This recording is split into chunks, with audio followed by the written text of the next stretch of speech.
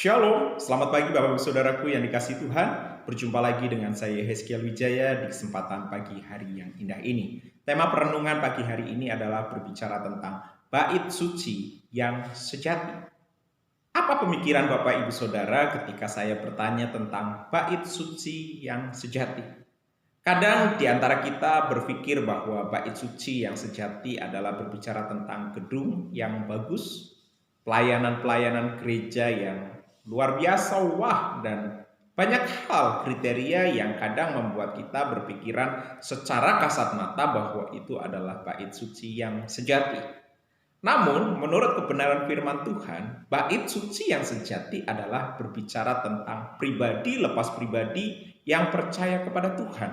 Bukan dalam bentuk bangunan fisik, tetapi lebih kepada pribadi atau orang yang percaya kepada Tuhan. Jikalau Bapak Ibu Saudara percaya kepada Tuhan, saya mau mengatakan bahwa engkaulah bait suci itu. Allah bersemayam, Allah tinggal di dalam kehidupan dan hatimu. Bapak Ibu Saudaraku yang dikasihi Tuhan, pada suatu hari ketika Yesus ada bersama-sama dengan muridnya di dalam kitab Matius pasal yang ke-24 ayat 1 sampai ayat yang kedua, di sana dikatakan sesudah itu Yesus keluar dari bait Allah lalu pergi. Maka datanglah murid-muridnya dan menunjuk kepada bangunan-bangunan bait Allah. Ia berkata kepada mereka, "Kamu melihat semuanya itu? Aku berkata kepadamu, sesungguhnya tidak satu batu pun di sini akan dibiarkan terletak di atas batu yang lain. Semuanya akan diruntuhkan." Saya terlalu yakin dan percaya bahwa segala sesuatu yang terjadi di dalam dunia ini tidak lepas kendali dari tangan Tuhan. Begitu juga atas bait suci yang menjadi tempat yang sangat diidam-idamkan, sangat dibangga-banggakan, bahkan sangat disakralkan oleh orang-orang Yahudi. Bait suci menjadi pusat peribadatan. Bait suci menjadi satu pusat di mana orang-orang Yahudi selalu berkumpul. Mereka bangga memiliki bait suci yang di dalam bentuk fisik dan bangunan memang wow dan luar biasa. Mereka sungguh mengagungkan tentang bait suci yang mereka miliki. Namun sayangnya, bait suci yang seharusnya menjadi satu tempat untuk perjumpaan antara pribadi atau orang yang mengaku percaya kepada Allah Yahweh, Allah Israel. Mereka berjumpa dengan Allah itu, namun oleh karena bait suci yang ada itu, mereka bukannya malah berjumpa dengan Allah mereka, tetapi mereka malah menjadi buta. Mereka tidak mengenal, bahkan ketika Allah yang mereka nanti-nantikan, yang menurut mereka layani di dalam bait suci itu, ketika Allah itu sendiri hadir di hadapan mereka, mereka tidak bisa melihat tentang siapa Allah yang mereka yakini dan mereka percayai. Bapak Ibu Saudaraku yang dikasihi Tuhan, kadang di dalam kehidupan kita pun sama. Ada orang yang berkata, ketika saya beribadah di rumah, saya tidak bisa merasakan hadirat Tuhan. Ketika saya tidak beribadah di gereja A, gereja B, saya tidak bisa merasakan hadirat Tuhan. Saat saya tidak sembahyang di gereja yang full musik dan lain sebagainya, saya tidak bisa merasakan hadirat Tuhan. Sebenarnya ini adalah satu konsep yang salah, yang hari-hari ini sedang Tuhan benar-benar rombak melalui virus COVID-19 ini. Tuhan sedang merombak pola pikir, konsep di dalam kita beribadah kepada Tuhan. Seharusnya pusat bait suci adalah hati kita, hidup kita. Dan seharusnya pemahaman kita adalah dimanapun kita, saya, Bapak, Ibu, Saudara, dimanapun engkau tinggal, dimanapun engkau memuji Tuhan, engkau menyembah Tuhan, engkau mengarahkan hatimu kepada Tuhan, engkau bisa berjumpa dengan Tuhan. Engkau bisa berjumpa dengan Tuhan bukan hanya ketika ada di gereja A, gereja B. Engkau bisa berjumpa dengan Tuhan bukan hanya ketika setiap musik yang wah luar biasa. Engkau bisa merasakan hadirat Tuhan. Engkau menikmati Tuhan bukan hanya ketika ada worship leader yang menyanyikan lagu bagus menurut Bapak Ibu Saudara diurapi dan engkau merasakan tentang siapa Tuhan. Seharusnya di dalam seluruh keberadaan aspek hidup kita bisa merasakan Tuhan selalu hadir dan bertahta. Sebab Tuhan bertahta di setiap hati, orang yang percaya.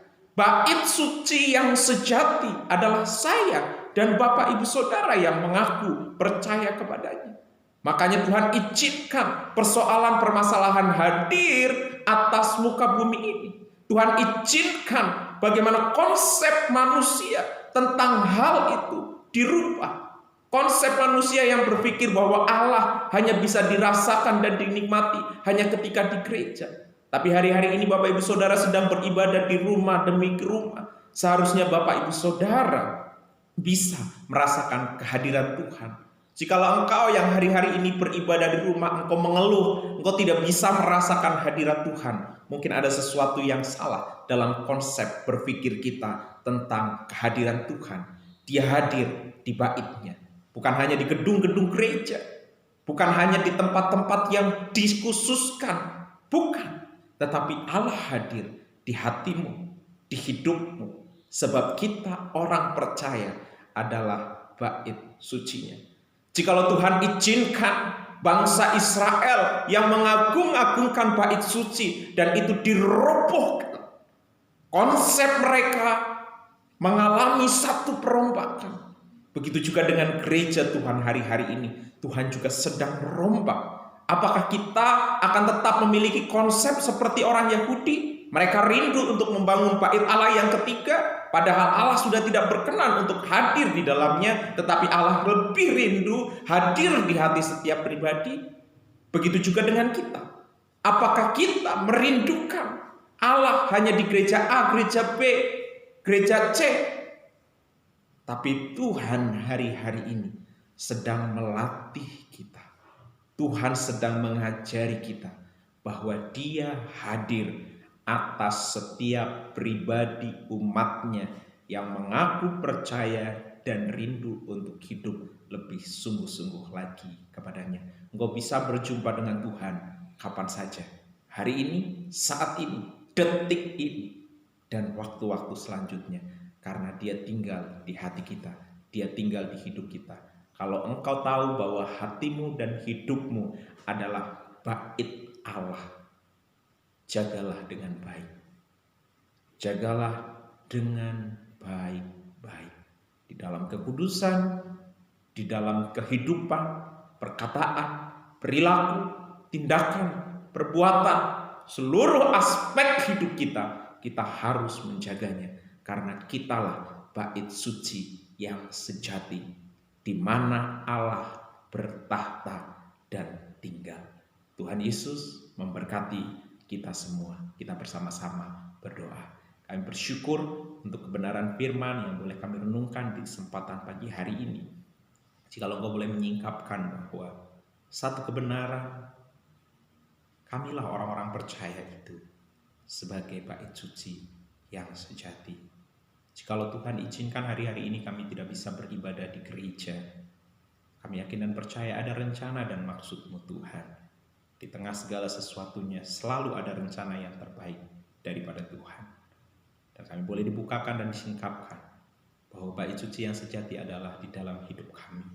Ampuni kami jikalau kami seringkali tidak memperlakukan kami, diri kami, hati kami sebagai bait suci-Mu. Kadang kami merusaknya, kadang kami mengotorinya, kadang kami memperlakukannya semaunya kami sendiri. Untuk itu kami menyerahkan seluruh keberadaan hidup kami ini. Pimpin kami Tuhan, tuntun kami Bapa. Kami mau terus ada di jalan-Mu, di dalam kebenaran-Mu di sepanjang hari ini. Kami sambut hari ini dengan pengucapan syukur, hanya berkat dalam nama Tuhan Yesus Kristus kami berdoa. Amin. Selamat pagi Bapak Ibu Saudaraku, selamat menjalani hari yang baru di dalam sukacita yang baru. Haleluya, terpujilah Tuhan. Shalom.